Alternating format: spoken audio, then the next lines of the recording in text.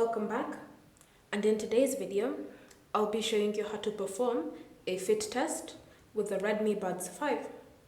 So the first step is to open the Xiaomi Earbuds app. Then from here, scroll through the settings and then select additional settings.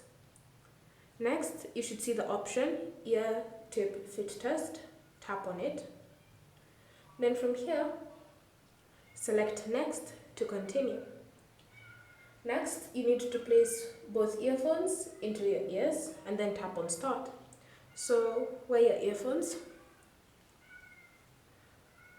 and once you've worn them, tap on Start. So from here, just wait for the process to complete itself.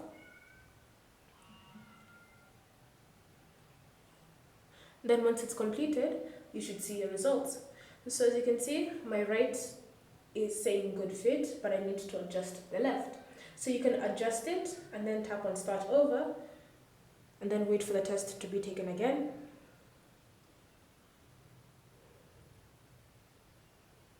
And then you should see the results again.